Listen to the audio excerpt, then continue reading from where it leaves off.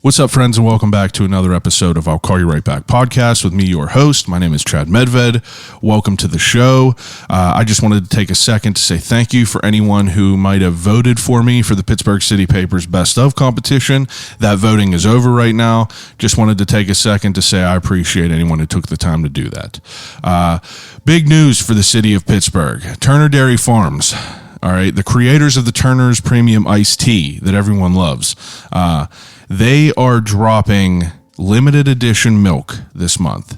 They're dropping 2 flavors. September 13th, you got cookies and cream limited edition milk dropping. On top of the cookies and cream, a week later, you got the Turner limited edition pumpkin spice eggnog. You know, very fitting for this fall weather that's coming up. Today's the first day that it wasn't hot as fuck out. I got long sleeves on. You know, I'm living the dream. I can't wait for hoodie weather. But you know what the best thing about hoodie weather? That's also Turner's weather. So get ready for it because it's about to be here before you know it. But the reason that everyone is here this week, I had a really great conversation this week. This week I sat down with JAMS, the Flava Child from Chicago, Illinois. JAMS is a independent artist from Chicago who is a super talented rapper. I came across JAMS first from Billy Hoyle or Anthony Bowser, whatever moniker you might know him as, longtime friend of the show. But him and JAMS did some collaboration work together. They put out a project together, and that's kind of what put me on his radar. Put him on my radar, I should say. But I started deep diving into his music, all of his visuals, and I was just really impressed with the product that he put out. JAMS is definitely someone who has an attention to detail, and he definitely has an eye for dope shit. You know, all of his visuals are super dope. You know, he's a vivid writer. He puts together some super cool storylines in his videos, and then he just has like straight bangers too. But you know, he came in from Chicago. He came to Pittsburgh for the weekend. He shared some time with me. I drug his ass out of the city and over to South Point, and he stopped by the studio, and we learned about him. You know what I mean? Because I didn't really know too much about him. I was super nervous to sit down with him this week. I guess it was because, you know, I was thinking why I was so nervous about this one. And it was because, you know, I just really wasn't familiar with him and his body of work. You know, people in Pittsburgh, whether I know them directly or not, I'm kind of familiar with what their work and what they've been doing and like, you know, the shit that they're putting out. You know, I'm kind of familiar with it. JAMS is someone that I just kind of heard about.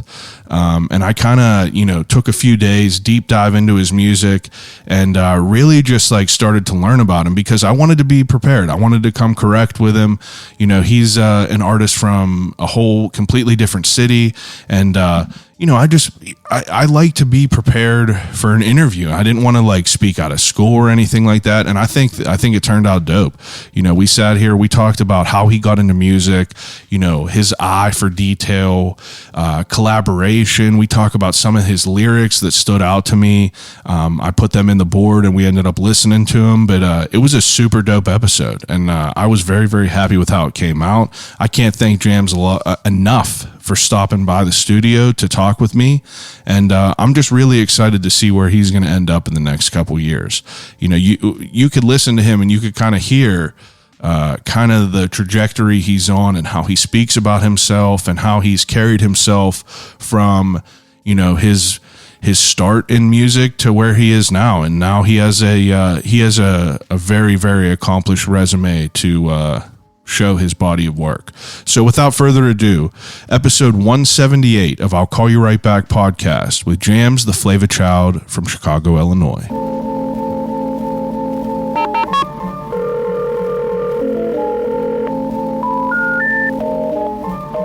I gotta use the telephone. Hello?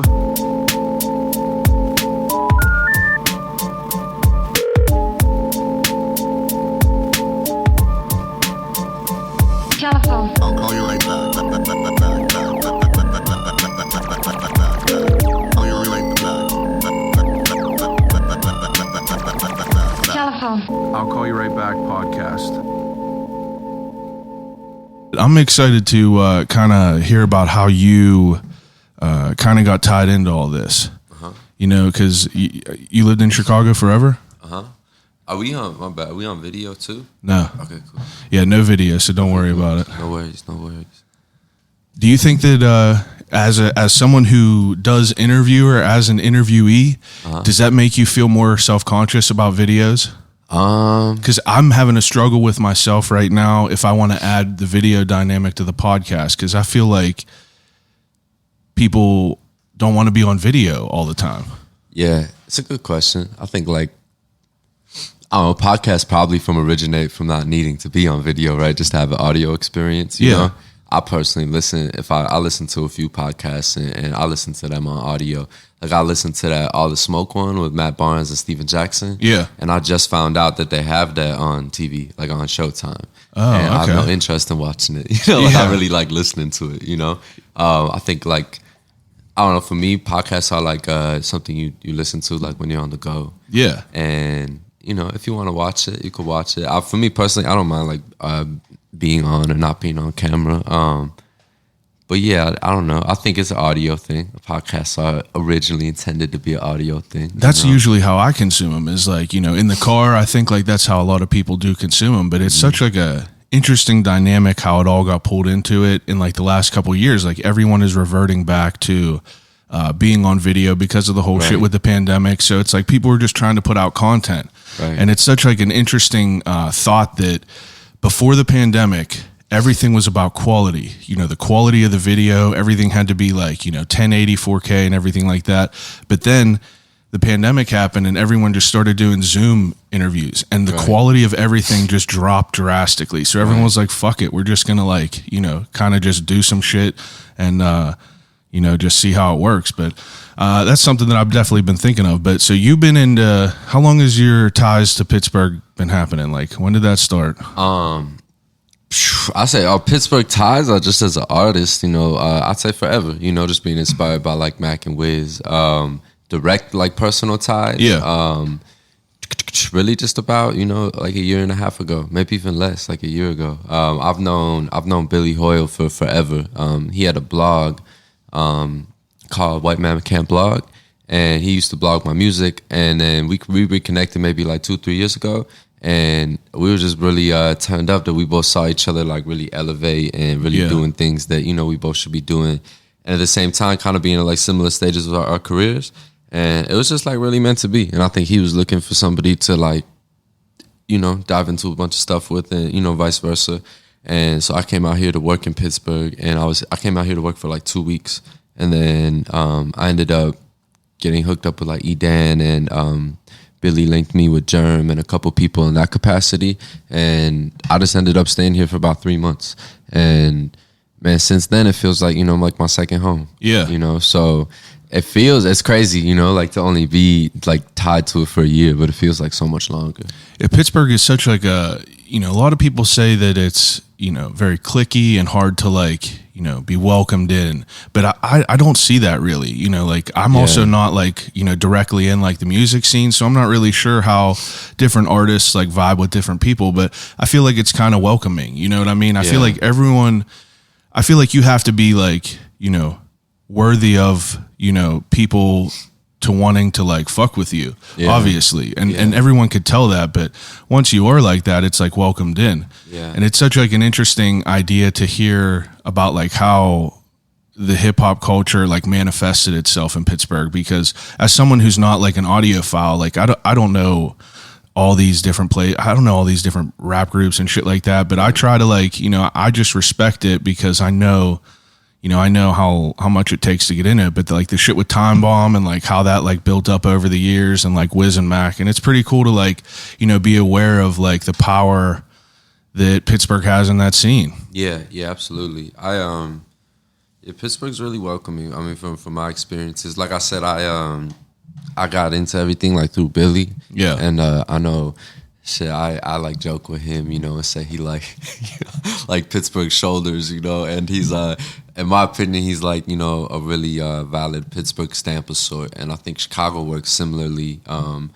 It's like it's really hard to penetrate beyond the surface, you know, like what's on the surface isn't necessarily like what's really to the core of it, you know, and then when you penetrate the surface, it's like, you know, so fruitful and it's like really pure Chicago. think when I came here, I was lucky enough to like link with Billy and really like go straight to the goodies. Yeah, he's he got a direct connection to like the main vein of all the stuff that you want to be involved with. Yeah, but like where I'm from, there's similar infrastructure. Yeah, and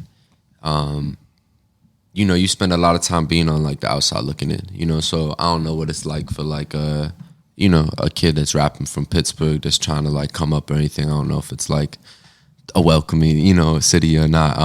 But I love Pittsburgh. I've had a really good experience here, and just the general like musicality here and the way people put stuff together, and I think like just like the light of hip hop that's here, it's pretty honed in, and it's really dope. I like it a lot. For you to live in Chicago is obviously like a bigger city, so you know, in that regard, is it cliquey? Like, did you have people that like, you know, people often speak as like you come up with a class of people. Right. So it's like people that start doing the same shit that you do around the same time, and you see how you grow. Like you were talking about him doing his, like all of his stuff, and like you guys kind of grew at the same speed. But it's interesting because, you know, a bigger city, I feel like it would be kind of harder to get, you know, injected into like the places you want to be, like the inner circle, so to speak. But Pittsburgh is like, you know, it's a smaller city. Everyone kind of knows everyone, I feel. Do you feel that Chicago's kind of like that, even though it's pretty big? Yeah, Chicago's a big, like a small, big city, right? Compared to like LA and New York and everything. And like it's the second city or whatever, so to say. Is a very DIY place, you know. I think Pittsburgh is similar like that. I think most places outside, you know, New York or LA are like that, and I think Chicago's like the capital of it. Yeah, like the capital of the DIY shit. And yeah, it's cliquey. Like everything's cliquey, you know. Like that's just like the world we live in, you know. I think music industry, because it's dreamy and you know you do what you love, doesn't mean that there's not like everything's just gonna smell like, you know, perfect, and everything's gonna taste perfect all the time. Like it's definitely cliquey, you know. I think coming from a place like Chicago, if there's a lot of doors that are like closed on you, you just learn how to like get into the back door. You know, you learn how to get into the side door. And I think if I was ever involved in anything where I was like, you know, like somebody gave me a handout of any sort, if anything was a little bit easier, I wouldn't be like, you know, the hustler that I am today, or just like the forward moving person I am today. That makes a lot of sense. It's interesting because, you know, I kind of did a deep dive on all the stuff that I could find to you. And as I was listening to that 3-part documentary that you put out, or the 3-part, you know, couple little bit of video, I heard something that like kind of stuck with me, and I want to play it, and I kind of want to get what your thoughts are on it. Collaboration, first and foremost, is intimate. And like working with new people, it's always something that's kind of like, it's not scary, it's not a risk, it's just working with new people. It's like letting somebody else hold your baby. That right there like resonates a lot with me, because I have like, you know, I have a lot of anxiety about like letting people be involved with this. I do all this all this shit myself, right? Because I feel like no one is ever gonna put the love and care into what I'm doing more than I will. You know what I mean? Right. So for you to come up as an artist and like kind of have that, you know, that mentality of collaboration, you know, it's interesting to hear that aspect of it all, because I feel like everyone is their biggest critic. Everyone is like, you know, this is their baby. That's how I feel about this. Right. Whenever you like branched out in this city, it's like, was this kind of like the first time you branched out from outside of Chicago? So I'll say it's really like, it's the first time in a minute. Yeah. You know, when I was like a kid, I would jump in every cypher, and I'm still like that. But I was like, you know, that was my MO. Like I was like addicted to it. Like when I went on Friday night, like that's what I was trying to do. Like I was just trying to like rap with people and link up with people, and not like in a networking capacity, just like a musical capacity and an energy capacity. And you start to like, you know, kind of like stir up the pot, and you link up with like one too many people, right? And that's when people say like, yo, instead of expanding my circle, like let me shrink it and like really hone in on these people, right? And so I got to that point, and all of a sudden I was like a little closed-minded. And that's not really music. Like music's very worldly. Like music is collaboration, and music is, and now we live in a day and age where you could do so much like out the crib. Yeah. I think music's less inspired than ever, you know? Like the lack of collaboration is really, really evident, you know? I saw somebody tweet something this morning, like, when's the last time we had like a really good like hip hop song with the R&B chorus, like Lotus Flower Bomb with like Wale and Miguel or something like that. Yeah. And I think we don't because of the lack of collaboration, you know, and the lack of like people linking up and everything. But that's kind of like a side note. That's why I really do believe in collaboration, and you just got to pick the right people to do it, or else you'll really exhaust yourself with people that don't, you know, care about it in the capacity that you care about it. Yeah, want to put in that amount of time. Yeah, and that but that's like, I mean, you got it right. You know, I mean, like any grown man's got to know that. That's tying your shoelaces. Like nobody's ever gonna gonna put in the amount of effort that you're gonna put into for your own shit. Yeah, you know, and that's like you're gonna save yourself a lot of little, you know, confusion, a little heartbreak in your head if you just like understand that. It's you know, cool nobody owes you anything in that capacity. You talking about how like you would always jump in like all the ciphers and everything like that. It's cool because, you know, my visual representation I got in my mind is like you're in there and it's like you're stirring up all the dust, and like then once it settles, you see who is like putting in like the work with you. Like if you're doing work with other people, it's like they might be doing different shit than you, but like you recognize something that they're doing and you start to be like, oh, you know, he goes hard on that, so like I might try to link up with him and do that. Whereas like because everything is so saturated in the world, and like it's saturated in Pittsburgh, there's a million podcasts, a million rappers, people starting every day. I'm sure Chicago is the same way. You know, there's a million of everything. It's interesting because, so can I ask how old you are? Yeah, I'm 27. 27. So when did you start doing music, and how did that kind of get into you? I've been making music since I was like, I put out my first song when I was 17. Yeah. And was it rap? Like, yeah, it was rap. I've never really dove into any other genre besides rap. And it was dope. I was really like a writer before a rapper. And once I kind of found out that you could fuse the two, you know, as like a performance art or like an expression of sort, is like when I kind of unconsciously fell in love with it. But yeah, that's what I wasn't like somebody that made their first song and like went to, you know, Guitar Center the next day and picked up a mic and like I wasn't like that. I really didn't believe in myself like that, and I wasn't like, you know, naturally talented like that in my opinion. And it took a while to just like get good, or like to be like audibly acceptable, you know, type shit, you know, and that's why I really do believe in the least corny way possible that you could really do anything. Like the way that I talk, the way that I observe things, the way that I move. Like I wasn't born like this. Nobody taught me anything like this. And I've really like, you know, just taken life into my own hands. And you had a lyric that said something like, you know, no one ever told me that I could be something. No one ever told. I'm chopping it up, and I apologize for that. But it's like I feel like a lot of your lyrics, like you could hear that in the beginning, like almost like you had to like, you know, you're sharpening your sword. You're kind of, you know, building confidence over the time. So for you to like kind of get into hip hop and like start rapping, I feel like that got to be a scary thing, because like, you know, for me to get into this, you're like pouring your heart out on everything. Like it doesn't matter if you started 10 years ago and it was trash now to you, but it's like at that period of time, that's everything you want in life. It's like you're pouring it on there, and that's everything. So it's hard to put shit out in the world and have it be, you know, able to be judged by people. In the beginning, when you started, did you get a warm welcome to like the music scene? No, hell no. I mean, music scene, yeah.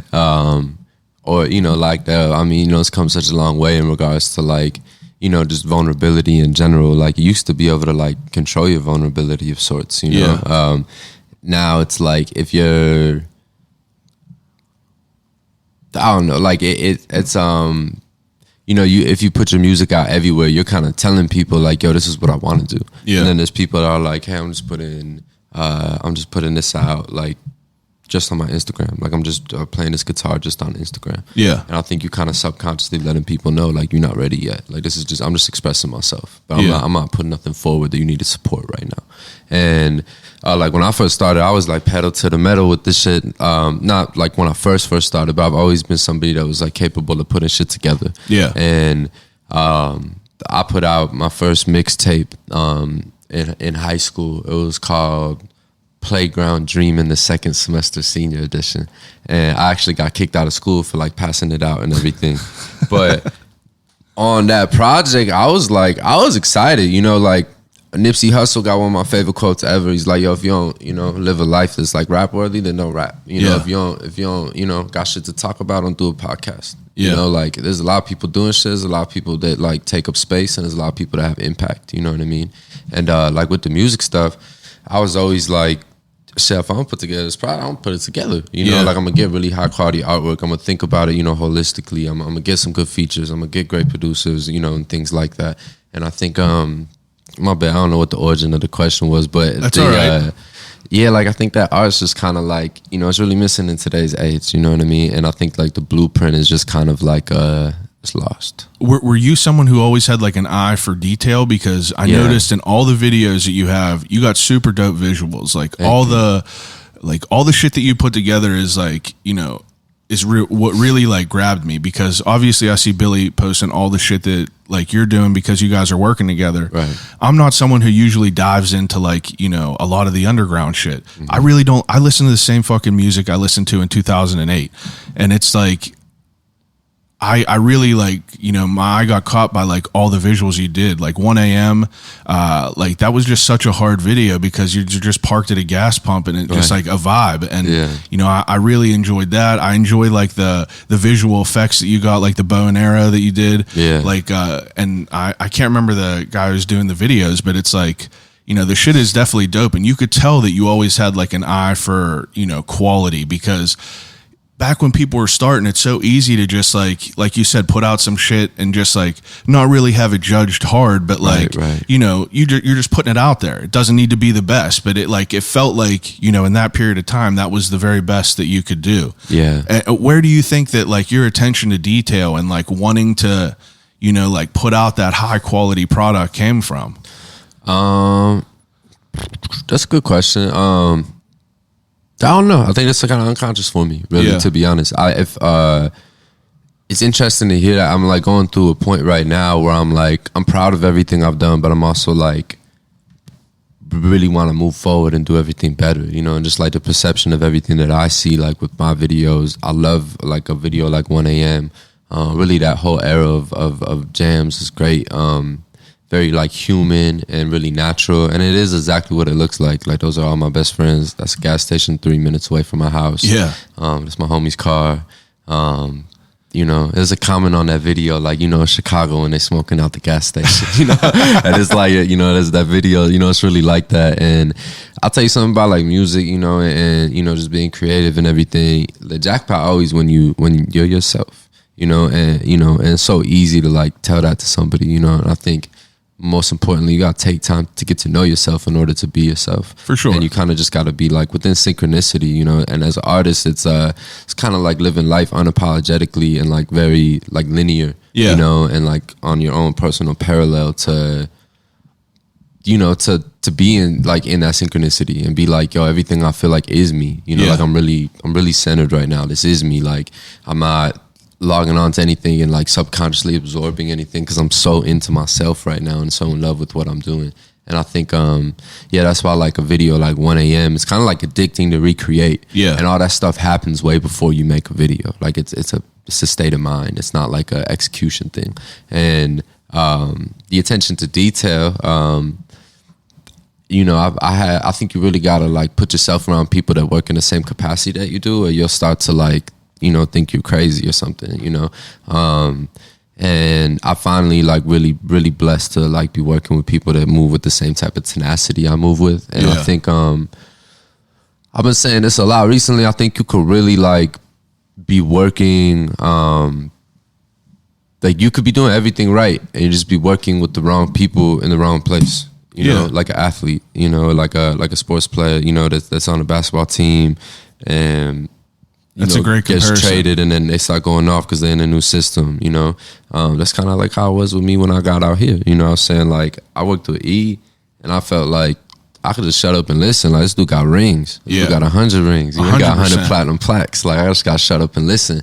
But when I'm with the losers, like, I don't feel like I should shut up and listen. I feel like they should listen to me. Yeah, because these people are, you know, they're not above you in any way. Exactly. You're out here grinding and putting in your time. Yeah, exactly. And, you know, but people... you know, whether they like nobody owes you anything, you know, I think it's just like a process of, you know, you get to work with the people that see you as somebody that like they want to move in a similar capacity. Yeah. And I think like we all have the right to be like, yo, I do or don't want to work with somebody because of the way that they move. 100%. You know, and a lot of people just don't like get that. Like the question was, you know, like with your attention to detail, it's very subconscious for me. Like I could never. I guess I save myself a lot of time by like just working with people that are not working with people that aren't like that. Are you so like you growing up like I feel like going through high school and shit is like a pivotal time. You're very impressionable. You don't really know who you are yet, and you're kind of like experiencing life and taking certain things and adding it into like your character. It's like a fucking character on Tony Hawk. You're just like changing it up a little bit, right? And you're not really sure what you like until you get exposed to it. Were you someone who was always like, you kind of talk in a way that you were always someone who like created your own like lane as far as like, shit that you wear, probably, the stuff that you're listening to. Yeah. And you got some lyrics that said like, I'm not I'm sorry that I butcher these lyrics. You say something like, I'm not a club type. I'm a walk in the park type. Yeah. And I think that that's super dope because I've never been someone who was like, around bars. I've always been someone who's very myself. Yeah. I keep to myself. I've been on the whole tip of just saying no to shit forever. And boys are really like, why are you being an asshole? Right. And I'm like, time is, you never buy it back. Right. Especially now I'm 31 and it's like, if you waste my fucking time right now, it's like, that's the most disrespectful thing you could do. Right. So people that like, it's impactful these days that we're in right now as far as like how we're moving and who we're moving with. And it's like cool to like see the people that are kind of like not even worrying about like, not necessarily like taking shortcuts, but like trying to find the right people to move with, the right pack to go with, because it's like you said, a basketball player and a team that's just not vibing well, they could go off with someone else. I think so. Like it's a perfect example because like you get drafted. You don't know these people, they know you. Yeah, you've been putting in work your whole life. Yeah, you just want the opportunity. Yeah, so now these people like choose like, I'm gonna represent you. And now you like working to impress, you should always just work to impress yourself. You know what I'm saying? And I think like those questions you were asking, like if you like wearing your own thing and doing your own thing, come from that. Yeah. And that's, I think all like athletes and rappers love each other. Like we would all like to like switch places and everything. But you take like LaMelo Ball, like he'd play the exact same on all 28 teams in the NBA. Yeah. He would play on he'd play the exact same style on all the teams. And if one of those coaches was like, man, you gotta pocket that, like you can't do that, you probably throw a fit. And they'd be like, man, this dude is immature, blah, blah, blah. It's like, that's a superpower to like really unequivocally be yourself. And to be so dope where people got to fold, be like, man, we probably should let this dude be himself. It's almost like you can't control that power. It's like you gotta harness it. And it really starts, like I said, you got to know yourself in order to be yourself, And I think there's a lot of people that like understand, I'm not gonna stand on this car anymore on Instagram. Like, this is not my car. Like, this is not feeling too good anymore, right? Like, I'm not gonna take a picture every time these bottles come out of the club. These not my bottles anymore, right? Like, people are they get that now. Like, that's the age we live in. So what that translates to is like, all right, let me be myself. Like, I don't got a front for everybody. So now that people get that, there's a whole 2-step process though. Yeah. Okay, so now I'm ready to be myself, which really just means, okay, I'm not ready to like, I'm ready to not like, fall victim to, everything, all these distractions, everything that's just like surface level, that I should fall for. And then, that's sweet. But then there's like a whole process of like actually knowing yourself and being like, and not feeling guilty for like falling. If you're like, there's a lot of I'm distracted by a lot of stuff in life, For sure. I'm super not perfect in that regards. And once you like take time to get to know yourself, I think you get, you're proud of all those things and you can recognize like your strengths and your weaknesses, or where you're, an individual, or where you kind of do like, might need to lean on some people. And, that's where I'm at in my life. I'm sure that's where you are. That's where we all are. It's like constant learning and growing process. And people always tell me that I'm like really self-aware. It's like one of the things that everybody always tells me. And I think it's like a blessing and a curse. And in that process of like getting to know yourself, there's foundational things that you don't need to lose so much sleep on. You know what I'm saying? You could be like, I know I'm like this. And it's important to like surround yourself with the people that I think recognize like your strengths and just like build all that type of stuff up. And you won't spend too much time like being confused. You'll spend time like being happy and proud of, your strengths. Yeah, that's some powerful shit for sure. Yeah. I mean, in your lyrics, like, I just got put onto it recently, but it's like you say a lot of things that are definitely like impactful and like kind of stick with me, and just, they might not necessarily relate to me, but, I feel like they speak volumes in the type of person you are. I'll play something else that I just pulled off that like kind of, once I heard it, I like rewound it because I was like, like this is it's a elevated thought. I respect my dad for putting food in the fridge. He wasn't around all the time, but it is what it is. Holding a grudge, being stubborn doesn't accomplish shit. People like to say a lot. I live through my actions. So Like that gave me chills whenever I listened to it, just because it's like, it's such an easy thing to just like hold that grudge and like, do things like that. But it just seems like you've always been like, kind of elevated. Because when was that out? Like, when did you put that song out? So that's on my last project called Clarity. It's called Grow Up, Grow Apart. It's an interesting point. I never looked at that. Like when you write, there's different processes of writing. When I was writing that song, it seemed like, I was writing like a bar, and then it would follow like, it was like I was telling a story of sorts. I was really like kind of like unraveling a knot inside my head of sorts. Yeah, you're very vivid whenever you're writing. Right. So if I was saying like I'm talking about like holding a grudge with my dad, and then I'm like, man, like holding grudges. I'm talking about like how I feel about my dad. Yeah. And then I go on to talk about like, man, holding grudges is like for what? It's wasting time. Yeah, and that's kind of like my life story. Like I don't know how the fuck it happened, but I'm like the go-to person. I'm like the only sane person in my family, but I'm really easily the most unstable, insane person in my family. You know what I mean?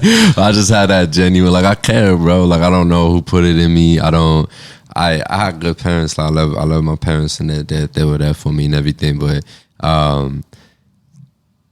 and I don't mean to say that like it's so loose. It's a very important thing. But I wasn't. I really kind of like raised myself in regards to just like being out here in this world and learning the things I need to learn and putting myself out here and, financially and, all those type of things. Yeah. And grudges, bro, they just don't get you anywhere. Like all that family bullshit, like, hey, we should, I was talking about with my video guy here, his name's Tinley, and we were talking about like, just holding everybody accountable don't do anything for you, bro. Yeah. It's fucking exhausting. It's just like a weighted blanket. Yeah, on like your who are you? shoulders. Like who are you? And you get a little older, whatever. Like all these people in my family always got an issue about my dad because he do this and do that and do this, and it's like, so I'm all right. I look pretty good, right? Yeah, I'm doing well. I'm out here inspiring people, and like, yeah, that's who raised me. Not that literally, but yeah, that's I got a lot of friends that don't have a similar presence in their life. You know what I'm saying? So like, I don't take mine for granted at all. Yeah.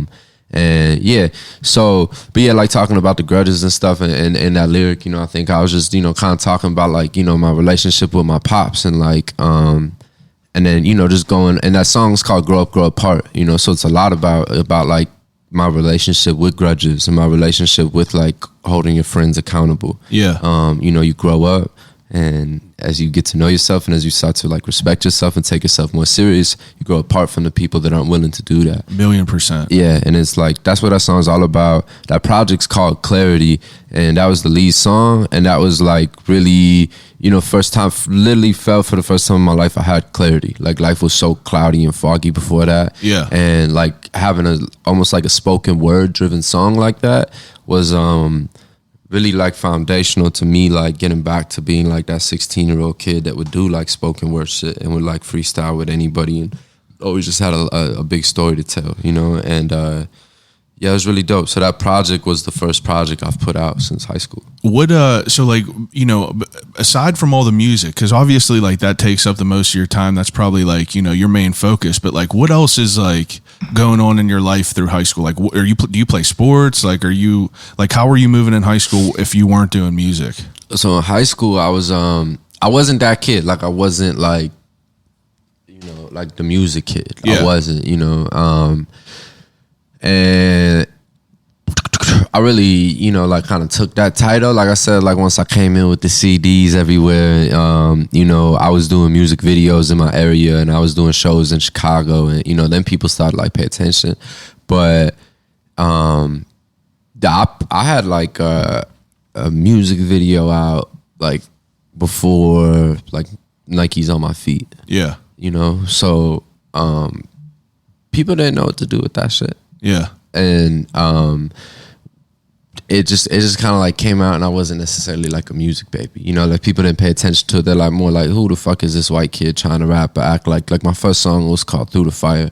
and it was about like, it was just about my life. Like it was right when my parents got divorced, and you know, like you have friends popping pills in high school, and you know, girlfriend, like, you know, just like high school life. Yeah. And I made a song called Through the Fire, and it got like 50,000 views in like 2 weeks, and it kind of like blew up in the local area, so to say. And then I became like that guy, and I definitely embraced it. But before that, like I was always like relatively quiet. Like people thought I was way cooler than I was, type shit. And you know, I think my dad, I was born in England, and I moved to the States when I was 4. And my dad never really like acclimated to like where I was from, like Chicago or the suburbs or wherever we were. And you know, I think as I got older and like I didn't like relate to too many people or stuff like that, I think it just came from like where I was, you know, like where I was from and my background. And I bounced back and forth between the city and the burbs a lot, and I like kind of knew that like I you know, I had some friends over here, I had some friends over there. Like I didn't need to like really like stick myself to anything, like glued to anything, you know. Yeah. And I was always just kind of like into myself like that and doing my own thing. One of my old managers used to say like he never joined the gang because it wasn't his gang, you know. I never joined the gang because I'm not from that, but that's like kind of how I live my life subconsciously, you know. I didn't really realize till I got older, but I don't know why I'm like that, but you know, it's just kind of how I am. That's dope though. But yeah, in high school I played sports. I wasn't that tight. I played like you say I wasn't that tight? Yeah, I wasn't that tight. I played basketball like freshman year. I stopped. Yeah, I'm probably like in better shape now than I ever was in high school or anything like that. I've always been real active too, but never like a, you know, athlete, you know, like my man Billy Hoyle, you know.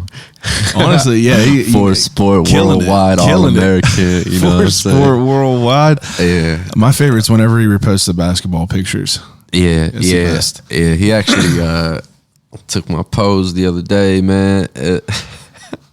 You ever see him flicking that calf up, just know that's from me. So like what is you know, what's like the trajectory that you're on right now? Like, so I was looking at your videos, and I feel like, you know, you got some that are put out. Like I saw one that was from like you had a song there, it was from 8 years ago, and then I'm looking at the views, and then I see views on like Legacy jump up, and I see views on the next one jump up. But it's like, it seems like, you know, what's that period of time where, you know, it goes from like a few thousand views to like, you know, 50,000 views? Like, where's that, what's that period of time where like music's starting to like, you know, get somewhere different for you? I don't look at shit like that. I really don't. I don't think it's healthy too. I don't care. I don't know how many streams my current album has. I don't know how many monthly listeners I have. I don't care. I know it looks good though.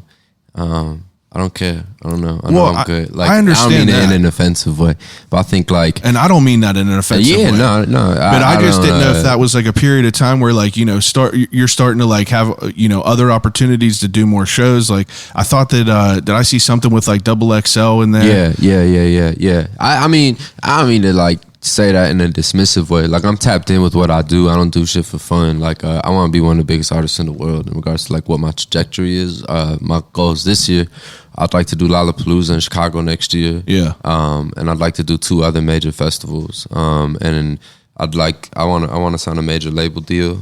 I've been an independent artist for a really long time, and I'm becoming like DIY king. And I think anyone that's invested into me would like really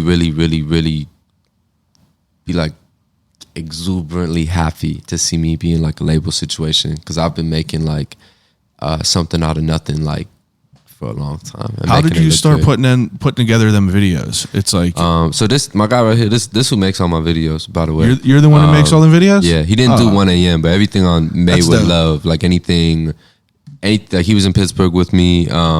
So like the day I met E, he was with me. So the Made with Love documentary, all that stuff. So they're in a group called Outdoor Archive.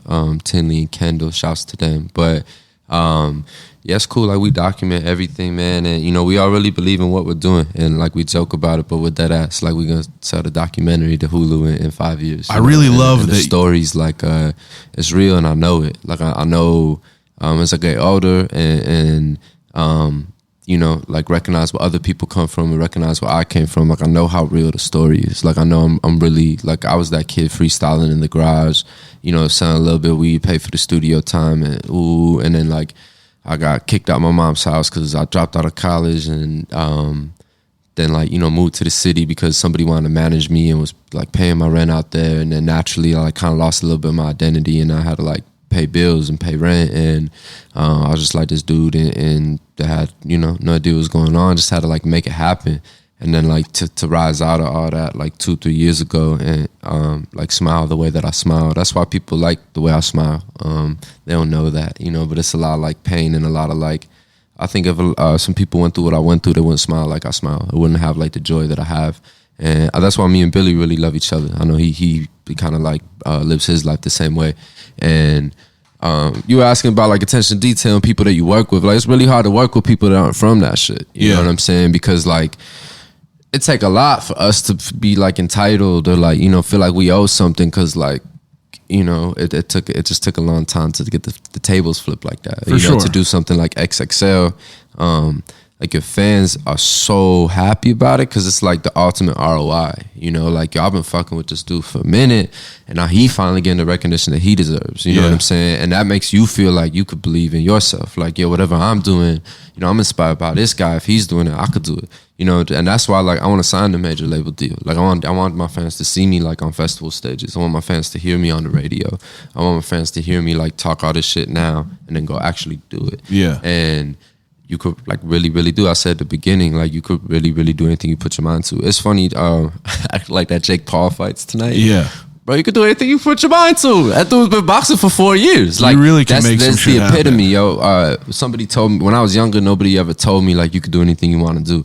Really important. Like really, really, really important. If there's like any parents with young kids, like you need to tell your kids they could do anything they want to do, because it's like they don't know. Like, they really don't think that, you know. And then, so my first manager in the city, he was the one that told me. It was actually funny. He kind of came up in like a religious capacity, you know, and just kind of like, you know, when you're like 21, you're trying to figure out like what your relationship with God is. Like, you know, you're just interested in like everything. You know? 1,000,000%. And he was like the first dude I ever like looked up to that I could ask him like, yo, what's your like relationship with that? You know? And he was like, yo, I'm a God. Yeah. Like, you know, I wake up, I got hands and feet, and like I'm healthy. I'm a son of God. Like I was put here to do anything I'm capable of. Would you consider yourself an inquisitive person? I'm someone who, you know, it don't matter if you're an old ass man. Like I got an old ass neighbor across the street. He's a Vietnam vet. You know, I go over any chance I can, and I just like talk to people, and I like to just soak up, you know, just anything from anyone else, because it's like, that's why I love talking to all these people on this podcast. It's like, I got people that are rappers. I talk to fucking beekeepers, funeral directors.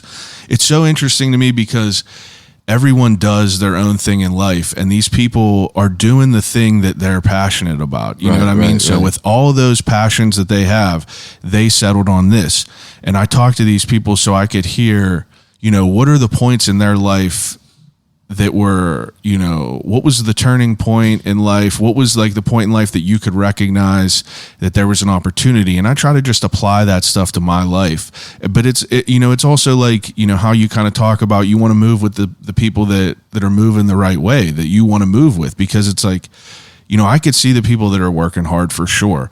You know, Billy, you know, I see him post all your shit, and then like I hit him up and I'm like, you know, what do you think about having him on the podcast? And obviously he's like 100%. And it's like, I treat his words so like with so much respect that like anything he says, you know, I know that he's like being 100% with it. And it's like, you know, it's cool to be able to be in that like creative inner circle where like you're really like out here like putting in work and like seeing the other people who are doing it, because it is motivating. Like like you're motivating to see. It doesn't matter like what level on any scale anyone is. It's just like, it's just motivating to see people like try to make shit happen. Cause I'm the same way as you. It's like, I've always been able to just put random shit together. You know, I know a lot of different people, different crowds, and I've always been able to just try to make some shit happen. And it's, you know, you could tell from like, you know, the shit that you're watching and like how you talk about stuff. And it's so dope how you're recording everything, because that really does speak to, you know, believing in yourself and like wanting to just like, you know, don't talk about it, be about it. Yeah. You know what I mean? And like, I feel like that's super important. It's also interesting to think about how like, parents are from like such a different generation, because like the possibility of being able to put shit together, wasn't as easy as it was back then. It's like we have our fucking businesses on our phone. Right. You know what I mean? So you could hit up anyone from anywhere in the world and just be like, kind of, making that shit happen. When's the first time that you wanted to like, like, if you're younger and you're like doing this music, are you, like, what do you think about the stuff that you put out first? Like, do you think that that's like, are you happy with that? Yeah. Because you've had things where you said like, you're not afraid to like fail. Like failure is the only way that you're able to like learn stuff. Like I always like, it's always interesting to hear how people felt about their stuff in the beginning, because you're in the mud in the beginning. It's like there's so many other people that are like, your shit's just getting washed over in the beginning until you could like have some people that like I honestly like my shit really blew up out the gate. Yeah, and it seemed like a sign. Like it seemed like it was meant to be. There's a lot of people's that shit doesn't do good out the gate. Yeah, I was talking about with Mike yesterday. Like I've also been blessed to have like I've had some bad managers and I've had some good ones. And I think every once in a while you gotta look in the mirror and it's like it's a whole lot of people like coming to me. Like this stuff's working. I must be like radiating a certain type of energy or doing something that's working. Maybe I need to do better. Like maybe I need to be more consistent. And I think what you said before about like being, like somebody thinks it's cool or somebody might watch what you do, it's there's like an accountability process with being like a leader and within taking that role on. Yeah. And I used to not like understand that. I used to not how do you say that? Like accept that, I guess, or acknowledge that I was doing that. Yeah, acknowledge. Like, yo, that. you're that person, bro. Like you saying all this, you're saying some strong shit. Like that people are really, people getting tattooed. Like you saying some strong stuff. Yeah, you need to back it up. Like you need to be about your stuff. And I'm very like I'm a pure artist in the sense of like my first music. Like I put stuff together, but I'm not like a grandiose planner of sorts. You know what I mean? I am, and I know that's why I like my guys like working with me and stuff. I lay shit out, but I'm not like I'm not thinking like 2-3 years ahead and just in the moment, accept it. Like, like I'm not that smart, I'm a Texas player, and I don't know, like I think a lot of people it's so if I were to give any advice to people, it's just to do it. It's like that's what everybody says, but it's true. That's the only way you can learn do from it and shit, figure man. it out. Yeah, like experience. It's stylistic. It's vulnerability. There's a million things about it. Like if you put out a song, if you never do a podcast, this is like I don't know, my 4th or 5th podcast, and it's way better than my first one. You know what I mean? For sure. This is my first one, and then if you like always wait to do it, I'm sure it'll happen. And then when it happens, like you won't be ready for it, and experience is just like super super crucial and all that, and then just putting yourself out there. And I think if you get like an artist and you're scared to put out your first song, like whatever it is, no one's gonna support you, like cool, you got it all figured out without doing anything. That don't make no sense. You know what I'm saying? You gotta open your eyes, you gotta like put something forward, and and then you learn what you learn. It's like I don't know, but yeah, that's how it goes. Like you just gotta put something forward, and then you could grow from it, and then you could kind of like analyze it. It's like data, or like film, or like game film or whatever it is, Where do you start to like, I feel like whenever you're like watching, some people's like music videos and shit like that, there's like different classes of videos. There's videos where it's just kind of like a vibe, and then there's videos that are like telling stories. Yeah. I just watched your past tense video today, and it was such like a vivid story of all this stuff. It's like when you're putting together videos, is this like something that you have an idea of, or you're working like, is this half and half with like your directors and shit like that? Mm-hmm. It's like, how do you put that stuff together? Yeah, a little bit of this, a little bit of that for sure. Past tense is my most scripted and directed video for sure. That was dedicated, not like a tribute and not about, I don't think anybody really has that confused because it's pretty, like the text is pretty illustrated in the video. Yeah. But that was inspired by my best friend Kevin that passed away from like an incidental fentanyl overdose. So that video was like, all right, yo, how do I like really, like, how do I really, you know, hit all angles on this? Like, how do I hit a mom and a dad, the homies, the dealer, the person that's using it and everything. And that was like such a cool opportunity to actually like write this script, you know? And I'm, like I said, I'm a writer, and that was really enjoyable to write, you know? And it's cool when you just have like, I don't know what I'm doing in that capacity, and you can't shoot like a whole production off the finesse, you know? Like sooner than later, you know, it'll kind of like, the jig is up, you know? And I was just lucky, I think, you know, when you have ideas and you tackled a certain fire under, you know, like some people are going to come to it. Yeah. And those people like really helped me illustrate that. Most of my other videos right now, I'm in a very point and shoot stage, like intentionally. Like I just want people to feel me and like feel Jams. I feel like I said, Clarity was the first mixtape I put out since high school. Yeah. And I feel like I got a lot of like time to make up for it. And like I want people to know who I am. I feel like I got like some good stuff to talk about and all that. And like the project I did here in Pittsburgh, Made with Love, it's really just like it's a mixtape. You know, how many tracks? Like me rapping. I think it's 11. And it's just me just rapping, and it's like really, it's just human, you know. And I think the video elements are all really similar. Like my video guys are super duper talented and capable of more. Like I'd like to say I am on the music too. Yeah. You know, but it's just like what it calls for right now. And really like creating this fan base. And like if you go to my YouTube channel right now, you know, you could dive down like a rabbit hole, and like I could really become somebody's favorite artist. For sure. It wasn't like that 2 years ago. It's unique. It wasn't it like really that. is unique. Thank you, bro. It wasn't like that a year and a half ago. And I want like people to really see that and be like, you know, you turned on to it. Like, wow, this kid radiating a lot of energy. Like, you know, he's doing a lot. He's got something for everybody. He's got the funk shit, the soul shit, the past tense stuff, the Made with Love mixtapes, the Kush for Breakfast, Sunday morning smoking stuff, songs for the chicks, all that type of stuff. And that's really me.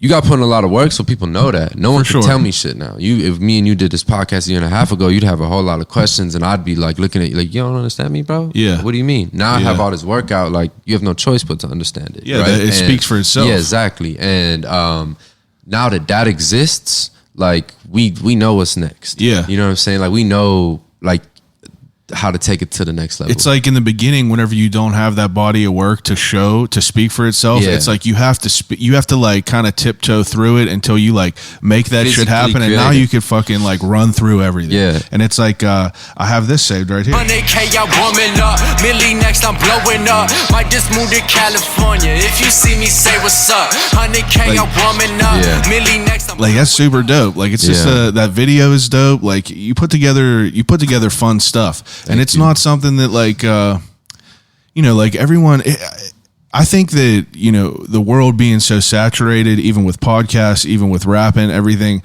it's a blessing and a curse because, you know, there's an opportunity for you to fall in with the rest of these people and, you know, kind of just get overlooked. But it's also like, if you believe in yourself and you believe in like the grind that you have, it's motivation to like, you know, keep it going and like, you know, kind of keep pushing at it. And I don't know, I love seeing it all. It's definitely fun to do. Yeah. So whenever you're not doing music, you know, and that's not like taking up your life right now, it's like, what do you do for fun that is different? You know, like I understand that music is your life. Yeah. But what do you do when you're not doing music? Oh man, plot scheme. Get money. Yeah. You know, spend time with my family, spend time with my bros. I'm a pretty introverted dude. I don't know, I spend a lot of time by myself. I run like 4 or 5 days a week. I really want to throw like another goal for this year is to throw like a big 5K. I'd like to do it in like a few different cities. You like running? Yeah, I love running. I think it's very metaphorical for life. I love running. Like how much are you running a day? Like 3 miles. Oh wow! There you go. Yeah, I'm a beast. Yeah, I mean that's what's up. Yeah, small. Those are them little victories. Yeah, I'm a beast. Yeah, the smoothies in the building. Hang on one second. Go ahead. Thank you so much, bro. Got that Mahama Mama right here. Shout out Tropical Smoothie Cafe, man. If you guys don't sponsor me this year, it'll probably be next year.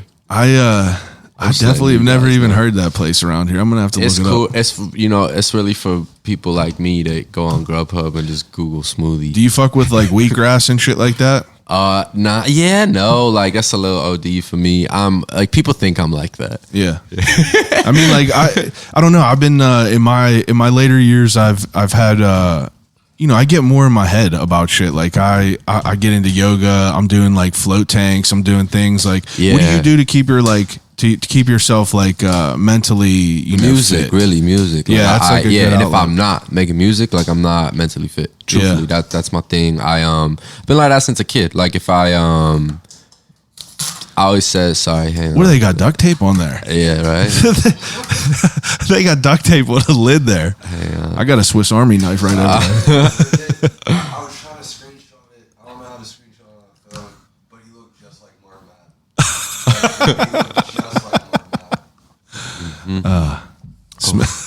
That's good right there. So, Made with Love. You said that's 11 tracks? Interview about to go to the 2.0 right now. Yeah, because you're going to slip into Let's turn it someplace up. different. Let's turn it up. Either Turn red, it the fuck up. the red and a blue pill. I mean, yeah, that's the way to move. So, like, what's like the next move for you right now? It's like, what's the plans? So, I really want to keep pedal to the metal and like keep everything kind of going. But I think the world kind of like shifted to a point of like patience, in all honesty. Where I'm at in Chicago, I was really like, I wanted to murder this summer, like I came out here and I did the project and I, like did the project with E and was floating around even like some labels and I got this new manager that's really great and I'm actually moving out of Chicago after this summer, so I really just wanted to like murder it this summer. Yeah. There's some like really great things, like some real legendary cool things in Chicago. But at the same time, it was like pretty inevitable that it was like against the grain. Yeah. And I think regardless of the Delta 9, Delta 8, 9, whatever it is, the world never really all the way came back. Yeah. Whether it's like in regards to people being comfortable, I don't know why, but the world hasn't all the way came back. So what's next for me is maybe like convincing myself that there's a window of opportunity to be patient and like really get better and like really level everything up in regards to like attention to detail, just visuals and music and everything. The past 2 years have really been like, day to day. Like, let's make the best music. Let's make the best video. Or like, Tinley right here. Like, let's shoot a video today, and all that stuff. And I think this place I've carved out for myself is because of all that work. Yeah. And I think I've kind of earned the right to be like a little bit patient, not like mega patient, but just patient. So like, I want my next move to be my best move, and like I really mean it. Yeah, you want to step correctly. Yeah, and I now understand that takes time. Like, as simple as that sounds, it's true. Like, my next move can't be my best move like tomorrow. Yeah. Like, I need to take time to understand what I want that to be. Do you think you were someone like that you think you were opposite of that in the beginning? Like, you were just like more conscious of like just putting a bunch of shit out? Yeah, hell yeah. I'm stepping away. It sounds like kind of wrong, but like trying to step away from like the purest, like as an artist, because it shit doesn't get you anywhere. Yeah. I want to be one of the biggest artists in the world, and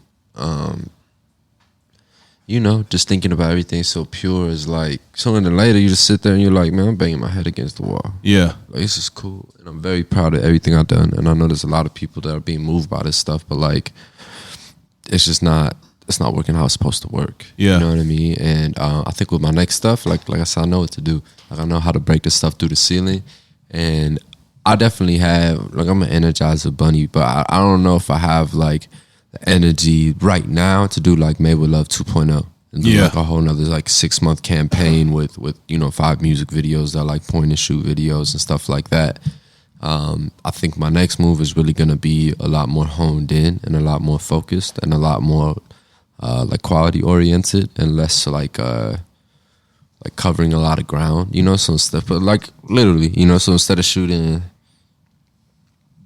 6 good videos, shoot 2 break through the ceiling video. Yeah. Instead of shooting 100 good photos, shoot 3 great photos that Yeah. you're like, Oh, that's The James. photo shoot with the caddy in the middle of the city in the middle of the night. Super dope. Yes, that was legendary. Yeah, that was actually what I did. Like right when I got home from Pittsburgh, the day after. I was like, more than anything, I missed my car while I was out here. Yeah. And when I got home, I was just like whipping my shit, yo. Yeah. And it was funny. I was like FaceTiming him like every day. Like, man, you want to drive with me?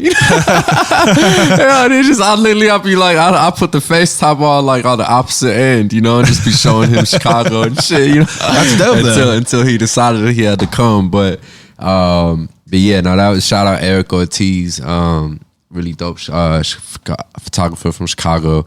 But yeah, that shit was hard. But when I came back from Pittsburgh, I was really like, I had an amazing time in Pittsburgh. But at the end of the day, like, I wasn't like on my time for like 3 months, you know. And then you get home and you just like, boom, like I'm ready to just like really get back to it. Move on my own time. Like I'm gonna feel like 100% every day and like all that type of stuff. And then just like the general resourcefulness, you know, I've been in Chicago for a fucking minute, so I got a lot of like resources to tap. Yeah, for as sure. I should, and they're like fucking amazing, you know. And it's kind of like the type of thing where you gotta step back and be like, I could bring the best out of these guys. I just kind of gotta like, you know, figure it out how. Yeah, you got to be the conduit. Amazing. Yeah, exactly. So working off of everyone's vibe is like, and that's so where great. Chicago's raw. Like if I called a lot of people, like if I called somebody in like LA or New York with that idea, they'd be like, yeah, bro, like I go rent this lighting. Like we don't talk like that in Chicago, but we make it look like we do. Yeah, you know what I'm saying. So that look like it's I like you know, a money photo shoot.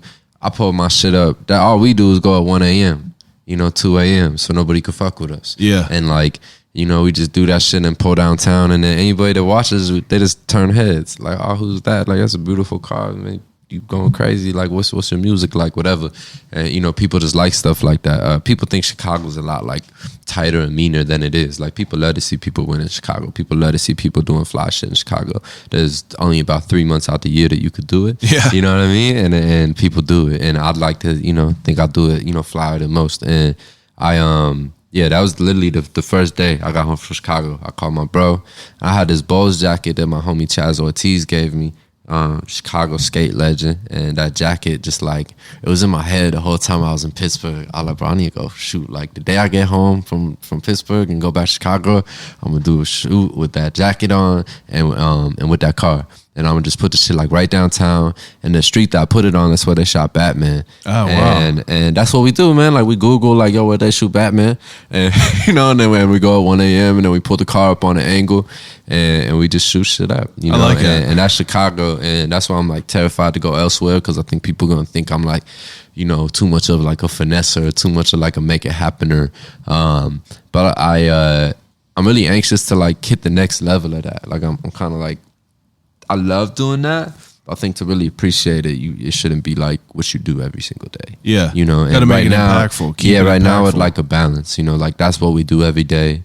And you know, I think a balance would be really welcomed. And I think from the outside looking in, like I said, I think like my fans and everybody that's just invested to me would be like so happy to see that stuff. Because I promise y'all, like everything I'll do is. Yeah, dude, it's fucking dope whenever you got people that support what you do, and then you are like, you're excited about something, and then you put something out. Like, you're not from Pittsburgh, so you don't know like the legacy that Turner's Tea has. Mm-hmm. Turner's Tea is like, you know, that's what's running in the rivers here. I saw Billy take a bath in that shit. I know, you know what I mean? It's a big deal. I grew up on that. You know, they sponsor me now. So it's like to be able to like make shit happen and like, you know, just whenever I like put that out, like, you know, my friends and everything like that, it's like we all grew up on that shit. So it's like, it's so cool to be able to like feel them people behind you, like supporting what you're doing. And like, you know, it's important. You know, it charges you up. 100%. You know, you feel like Mega Man. It's like, boo, boo, boo. You're just charged up, ready to keep going and doing shit. Right. I'm curious, like, what's your like writing process like? Are you someone that is just like, you know,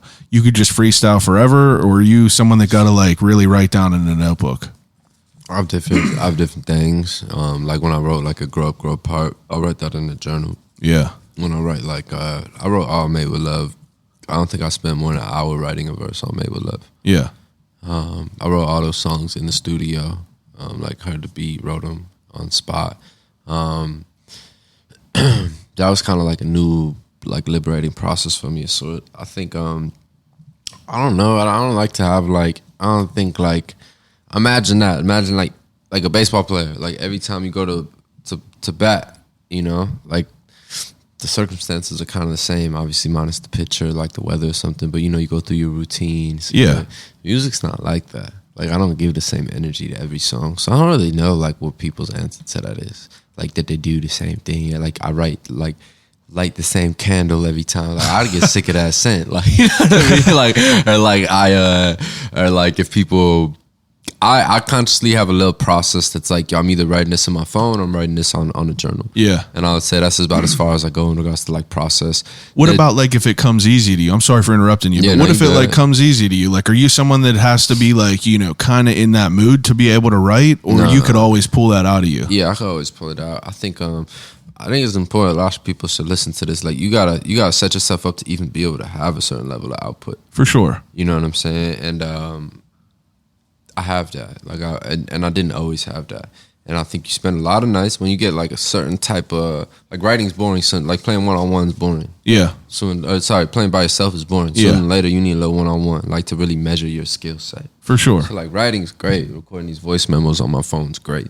But like, let me buy this mic and like, you know, a little preamp and like some mixing gear so I could like really, you know, play with my vocals at home and, you know, take shit like that to the next level. And, you know, I think that's like where you can kind of like even express yourself like you want to. Like, of course, like we write, you know, people journal every night and stuff like that. But until you really like hear what that shit sound like Yeah. until you really like, oh yeah, it's nice, you got a jumper, but until you got a hand in your face, Yeah. like you're not even gonna validate yourself. Yeah, everyone has a plan until they get punched in the face. Exactly, you know what I mean? So yeah. Are you someone that's like super involved in like the production of everything? Like you like to like get involved as much as you can in that, or like you, stylistically, yeah, I'm not like touching buttons. yeah, okay, yeah. It's I'm a hands-on dude, everything I do, but I'm really enjoying being like I'll be around people right now that believe in me. And I think we're all excited about this shit to the point where like they see like they got ideas for me, you know, and I'm trying to be the best, like the most approachable version of myself that I could be, because I don't surround myself with people that have bad ideas. Yeah, Everybody that I'm with has fire ideas. it's important. That, Yeah, that's and like the thing. super, like maybe better than mine, because I'm thinking about this podcast today. Yeah, You know, so and you know, maybe hopefully Billy think about like what song we making tonight, whatever. Yeah. So whatever he thinking about probably better than what I'm thinking about right now, you know.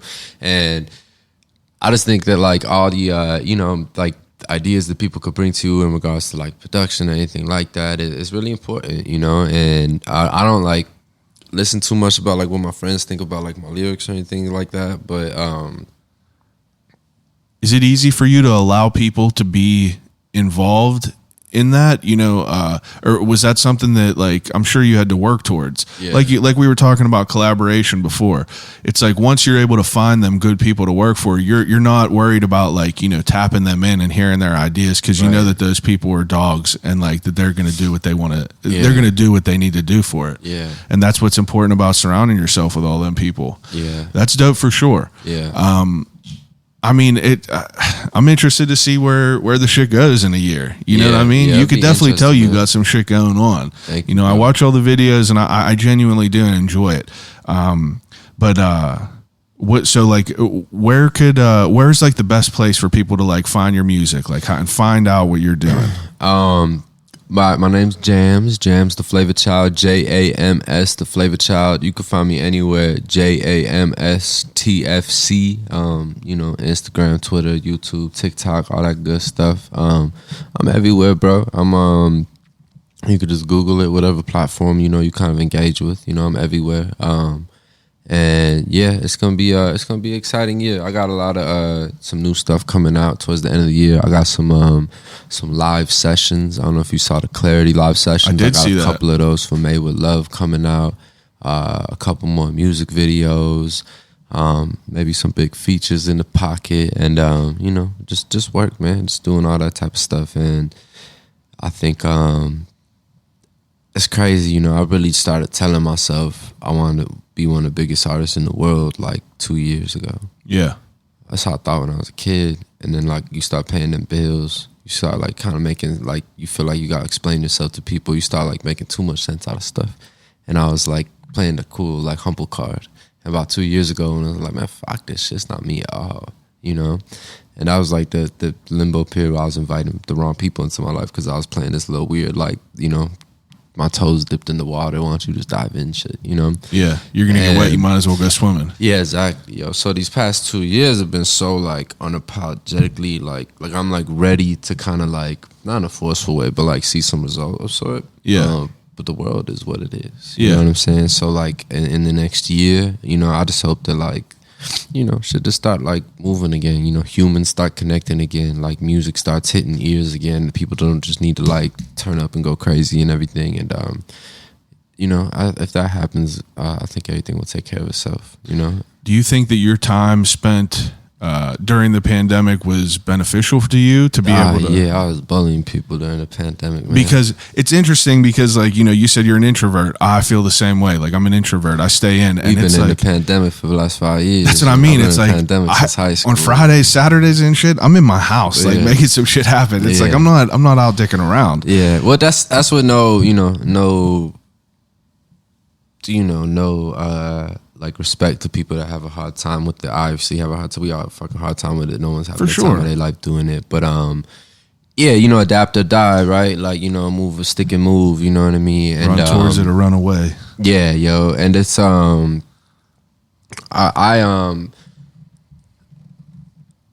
benefit during the pandemic in regards to being like, you know, coming here, you know, like working in Pittsburgh or like, you know, my world. I've never had a period of my life where I would have went anywhere for 3 months with no responsibilities besides making music. So like the pandemic kind of allowed me to do that. Talk to a handful of people that like, you know, just dropped a job and do all this, you know. And I think the pandemic kind of like made a lot of people realize that, you know, this shit not as serious as we think it is. And, like our well-being is the most serious thing. Like not like, you know, how I'm getting from A to B or how I'm making this money or whatever it is. And I think we also realize that like a lot of stuff that we want to like hold on to, we can always come back to, like whether it's this, you know, whether it's the job or whether it's this money or like whatever these things are, you know. But if this is how I like feel right now, then I should act on it, you know. And absolutely. I think it's cool to see a lot of other, you know, parts of the world or, you know, just humans kind of shift to that, even though like we've been kind of moving like that. I've been in relationships and, you know, stuff like that where, you know, you want people to like be goal oriented or, you know, want something, whatever it is. Seems like post pandemic, you know, a large part of the world is like moved to that angle of understanding like, yo, I need to have my own goals. Like if the whole world stopped moving, like what would I do? Exactly. And then it happened. And it's cool, you know, and I think people like us make it look easy, you know. A lot of people keyword make it look easy. I'll be bored as hell, you know. I have a lot of, you know, but that's focus. Yeah. You know, and not like, and discipline, you know thinking, what I mean? You know, yeah, exactly. And then like, you know, turning that like, you know, that independent freedom into something that's like constructive. Yeah, exactly. Yeah. Hell yeah. All right. Man, I think we had a good conversation. Yeah, this was great, bro. I appreciate your time, man. Absolutely. You ain't done yet, though. I'm about to throw you into the wolves now. So, ending segment that I do with all my guests is an ending segment called Desert Island Questions. Yeah, I'm sipping on a Bahama Mama right now. There you go. Hear them drums? It's good. So Desert Island Questions, I give each guest 3 categories to take with them on a desert island to exhaust until they starve to death and die. First category is 3 things to watch on a desert island. So you get a little 12 by 12 TV with an integrated DVD player, and you get 3 DVDs. Okay. Wait. What's the DVD player? Would you say 12? What? My bad. You get one of the shitty ass TVs that has a DVD player in it, but you only get 3 DVDs. What are they? Space Jam. Oh, that's because I just had that on DVD. Did you watch your second one? Like, yeah, I did. I didn't watch it yet. Is it worth it? Yeah. I'll watch it. I like LeBron. People don't like LeBron. I'm from Chicago, and I don't hate on him. I feel like, yeah, I like LeBron. I like Space Jam. The Looney Tunes are awesome. Yeah. You know, so a lot of people think that movie's about LeBron. Like, Looney Tunes are raw. Yeah, super sick. Yeah, really dope characters. And, yeah, so I liked it. It was cool. All right, Space Jam. Yeah, Space Jam 1. And, man, Paid in Full. Yeah.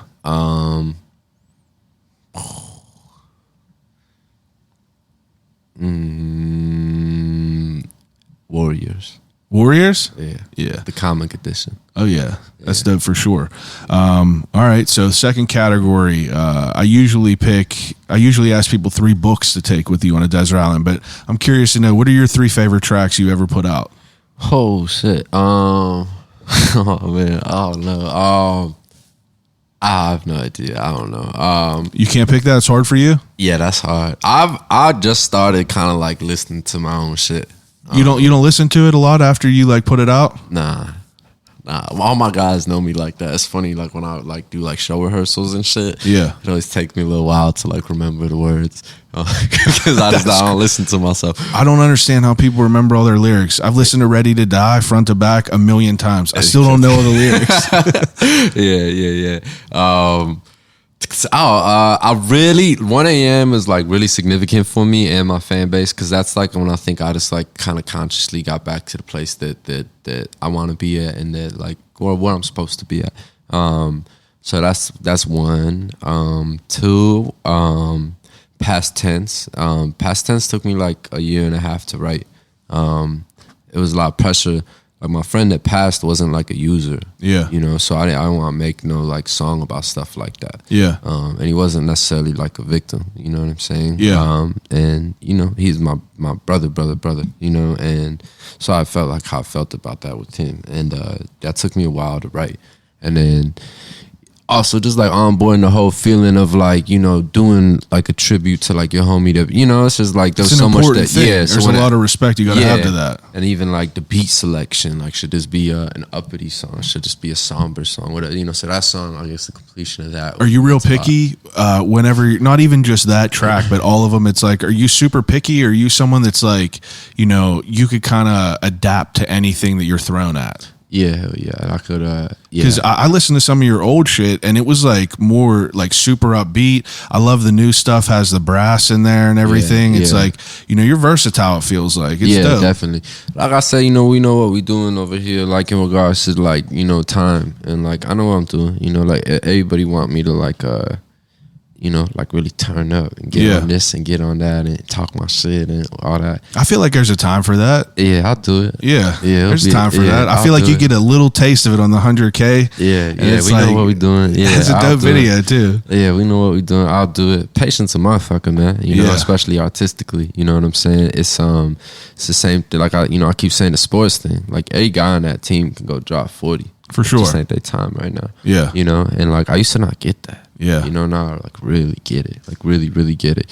And I think like all this shit like you the puppeteer, right? Like it's all a timeline, and we also like in the rat race with it, like trying to jump into it every single day when you could really just like stand up and look at it from like an aerial perspective, and you could see how people jump in where you want to get in 100%. And that's kind of like that's just how I move. I like that.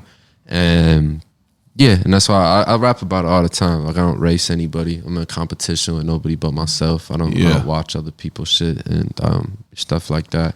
And I really mean it, And if I wasn't like that, like I wouldn't be happy. Yeah. My third favorite song, I probably just say, let's just say "Down Bad." I just love that song. It's me and Billy's like, I don't know if it's the first song we made, but it feels like it. It's raw as hell. Like every time I play it at a show, at a club, everybody goes crazy. That's just raw. It's real. Like it's super real. Like when I was in Pittsburgh, I felt like the man. Like she was just going really good. Working with E and John, for sure, and Billy, and like just living that life you're supposed to live. My video guys coming out here and shooting shit. Yeah, the all gas no brakes. Yeah, that was super hard. Like just being interested in me. Like you feel like the man. It was really cool. And yeah, Daily Bread, like the video there, and that's his stuff. And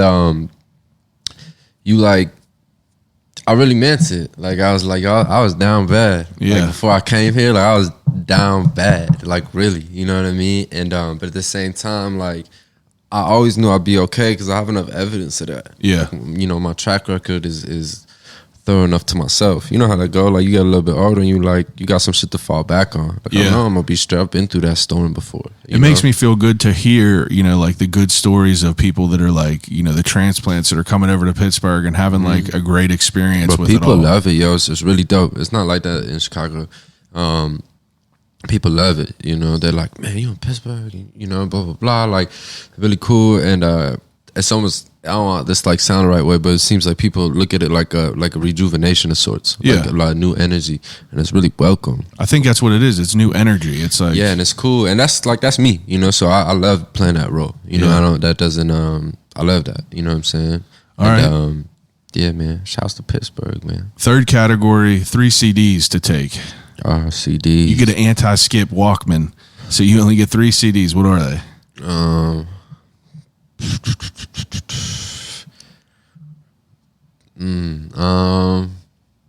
Reasonable Doubt. All right. AT Aliens. And maybe Carter 2. Maybe Those are good Carter picks. 2. Did you see AT Aliens? They're making a video game to commemorate it. Nah, really? Yeah, it should be sick. I just saw an article the other day because I think it was like, I can't remember what anniversary it was, but Yeah, it was looks recent. looks they're making a video game to it. It should be sick. Yeah, Andre 3000, the best rapper. You'll just pull up on him seeing him playing a clarinet or a flute somewhere random. It's super dope. Yeah, that's fire. Just yeah. like it is. It's so fire because it's like, you know, it's one of the greatest of all time. Just out in like a subway, just playing some shit. Yeah, yeah. You're just like, absolutely. he's just looking for something that energy. He don't give a fuck. He could buy anything in the world. He's just Yeah. trying to find that energy, and that's just he like that dude, motivating. man. I love Andre 3000. I love Big Boy too. Outkast is amazing. I think what a lot of people don't know about Outkast is how sober they were. You know, like Big Boy did his thing, you know, but Andre 3000 is so sober. And Kendrick Lamar is sober. Yeah. It's wild. Jack Harlow sober. Baby Keem sober. It's dope because that's You know, definitely it's, like a movement that's like interesting. happening. You know, you see people. I say it's a movement. I think it's happened for forever. I've known it. Like I've always known. If I step in a studio and I don't hit that weed, I'm killing y'all. Yeah. But like I you know, not like, I know it sounds whatever, but like, you know, yeah, like I rap about it all the time, so it's not like anything that's not understood. Yeah. But you know, I said it on that "Fuck the World" song. Like, what I say on that shit? I was like, there's something about like, you know, I think I'm a better person when I'm focused and sober. I take a break every now and then, not really whatever. And it's like, I know that. Yeah. You know what I'm saying? And we all know that. You know what I mean? And if you don't, you know what I'm saying, you need to look in the mirror.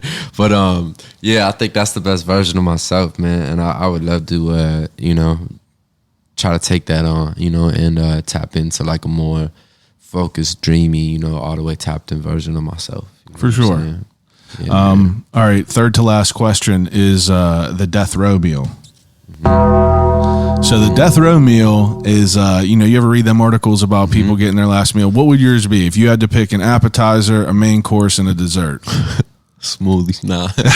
And a smoothie. You Yeah, get a nah, smoothie too. be the app. Yeah, for sure. Or like, man, I don't know. This is weird. It's weird. I'm not a big food. Like, I love food. Yeah. I don't like eat that much food. Yeah. Last meal. Yeah. Some pussy. Yeah. Some pussy, probably. Never been said on here. There you go. There you go. Yeah. That's a good answer. Thank you, man. Smoothies. It's like really all I eat. I'm a crackhead, bro. Avocado toast and stuff like that. That's what's up. And like breakfast sandwiches. JP Graziano's sandwich for the food for lunch. Appetizer, smoothie, dessert, pussy. All right. Yeah. Did I miss a course? There you go. All right, cool. All right. Second to last question is if you're going on a road trip, you roll into a gas station, you could grab one snack. What's the snack? You can't pick smoothies. I'm such a lame. Like the facts of these situations, I'll probably say like a Cliff Bar. Cliff Bar? I mean, that's a good one. What flavor? Yeah, that's because you 31, I'm 27. You know, these 18-year-olds like, this motherfucker, you Cliff Bar. It's like, I mean, that's a good answer. All right. what'd you say though? I said, what flavor of it? I like the chocolate mint one. That one's good. Mint chocolate chip one. What else I get? Like, you guys need to step your convenience store game up out here, man. Yeah, we don't have a lot. I mean, we got like some, you know, some weird shit like sheets and stuff. Billy looking at me like, the fuck you say about Pittsburgh? Lives and breathes it. He's sipping a pink smoothie right now for all you Indians out there that think you know Billy, man. He's sipping a pink smoothie with a flower in it, man. Sipping a pink smoothie with a flower in it. Big P. All right, the second to last thing we do on here, you just freestyle? You want to freestyle? I'm just kidding. I'm just kidding. What a win. Last question, though. If you could have a conversation, anyone alive or dead, who would it be and why? It can't be a loved one. Yeah. Wow.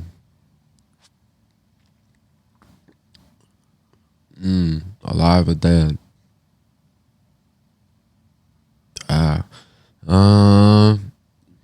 Maybe Freddie Mercury. What a great answer. Yeah, he'd be up there. Wow. Yeah, I love Freddie Mercury. That scene was actually filmed at my great aunt's house, like those intro scenes. Really? Yeah, his Queen means a lot to my family. Love Queen, big Queen people over here. But yeah, probably Freddie Mercury, man. That's a really good answer. He was really influential, super influential, incredible showman. Didn't give a fuck what anybody thought. Come from a family that I could relate to. Like I got love for my family, but I can't talk to them eye to eye all the time. Yeah. And yeah, really blazed his own path, and yeah, he's just an incredible dude, short life, taken from us way too fast. And yeah, I'd love to talk to Freddie Mercury, man. That'd be really cool. That's a good answer. Yeah, I'll stand on that one. That's a good one. I appreciate you coming through and talking to me. I know you came just for the weekend, and I appreciate you taking out some time, coming out all the way out here to my fucking compound. Yeah, no doubt. And talking to me about what you do. So before we jump off here, give everyone where they could follow you, where they could find all your shit again. Yeah. So I'm JAMS, the Flava Child, JAMS. TFC is where you can find me everywhere. I just put out a new project called Made with Love. Got a lot of Pittsburgh love on it. Shouts to Billy Hoyle, E-Dan, Big Germ, DJ Afterthought, and really the whole city. You know what I'm saying, for the inspiration. And yeah, you can find my music anywhere, man. Tap in. I'll be full speed ahead for the foreseeable future, man. So yeah, I appreciate the time and the opportunity, bro. Thank you. Absolutely. I appreciate you. Everyone else that's listening, I appreciate it as usual. Rate, review, subscribe to the podcast. Come back next week. We got dope conversations with dope people. But I appreciate you listening, and I'll call you right back.